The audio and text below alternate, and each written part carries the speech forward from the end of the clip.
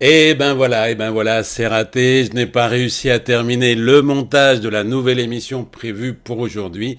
Et vous ne la verrez donc pas. En tout cas, pas cette semaine. Mais rassurez-vous, vous ne perdrez rien pour attendre. Au contraire. Et pour me faire pardonner, je vous ai écrit spécialement pour vous, qui allez la découvrir dans un instant, en primeur, une petite chanson sans prétention, mais qui devrait vous faire du bien, soigner un peu vos bleus à l'âme. Vous ne serez donc pas venu pour rien. Alors, deux petits mots quand même. Comme vous le savez ou ne le savez pas, lorsqu'on est seul aux commandes et qu'on a le défaut d'être un peu perfectionniste, il arrive qu'on rate des rendez-vous, comme c'est le cas aujourd'hui. Mais, il y a une autre raison. Comme vous l'avez remarqué, cette chaîne ne s'appelle plus Gratitude Média. Non pas que je ne sois plus dans la gratitude, mais parce que, comme tous les influenceurs qui sévissent sur les réseaux sociaux, je suis dépendant, inféodé, soumis, vassalisé par la dictature des sacro-saints algorithmes.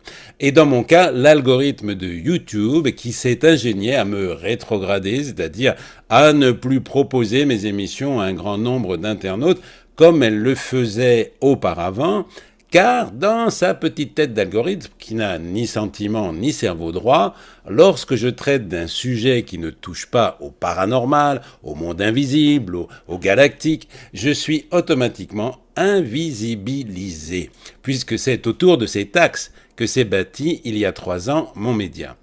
Or, exactement comme Arnaud Mahler que vous avez entendu dans ma précédente émission, j'ai fait un trop-plein, une overdose d'informations liées au monde de la spiritualité, trop souvent hors sol, et à mon goût pas assez incarné, sauf exception. Comme l'a dit Arnaud, quand on mange trop de chocolat, j'ai pas besoin de vous faire un dessin, c'est l'indigestion. Je dois vous dire que j'ai même failli tout arrêter. J'ai quand même fait 2 burn-out en 3 ans et je serais un peu fou de ne pas écouter les signes. C'est pourquoi, pas plus tard que la semaine dernière, j'ai pris sur moi d'annuler toutes les interviews que j'avais programmées, dont l'une des plus importantes avec Anne Givaudan sur le thème des formes pensées, qui devait avoir lieu dans quelques jours. J'ai beaucoup d'admiration et de gratitude pour Anne Givaudan, qui de plus m'a beaucoup aidé dans mes moments difficiles et qui a donné le là de ma chaîne. Mais en vérité, je n'ai plus trop envie de jouer tout à fait la même musique. Alors, j'ai pris le taureau par les cornes et après une profonde introspection, j'ai fait un gros ménage, puisque sur les 130 émissions que j'avais conservées, parmi les plus de 300 que j'ai réalisées, et qui constituaient en quelque sorte le trésor de ma chaîne, je n'en ai gardé qu'une vingtaine, et le ménage n'est pas fini. J'ai également changé le nom.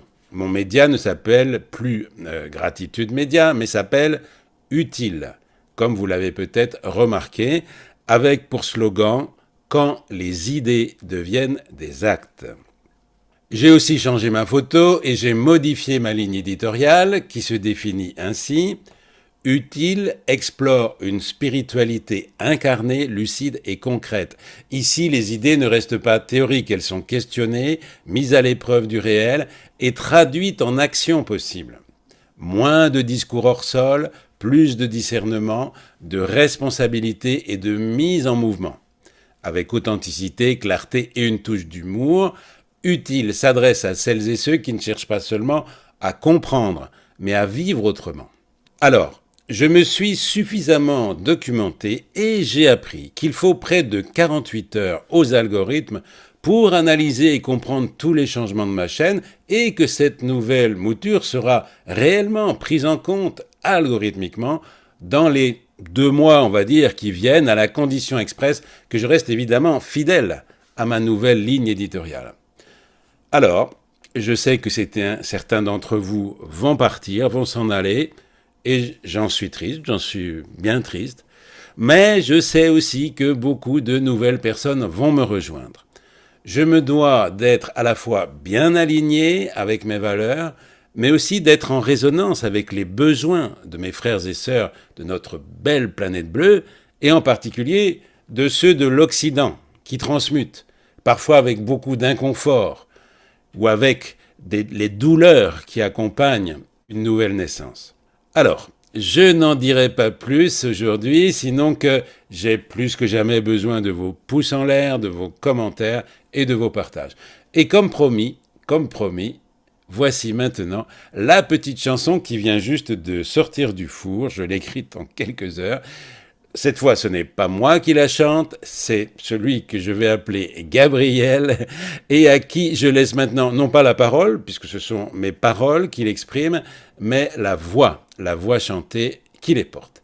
Alors, je vous dis maintenant bye bye et puis on écoute Gabriel. C'est parti.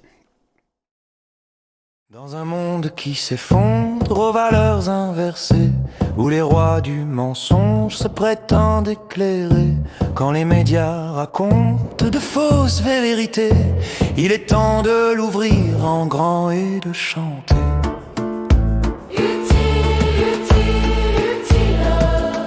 Moi je veux être utile.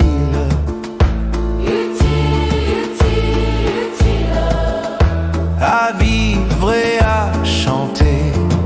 Dans la nature y a pas d'inutile, rien ne se perd et tout se transforme. Personne t'effacera d'un coup de gomme. Utile, utile, utile. Quand au cœur on élit domicile, on a tous un sourire à donner, un petit mot doux à partager. Comme l'ont dit Julien Clerc et Rod Agile, moi je veux être utile à vivre et à chanter. Dans un monde qui s'effondre aux valeurs inversées, où les rois du mensonge se prétendent éclairer, quand les médias racontent de fausses vérités, il est temps de l'ouvrir en grand et de chanter.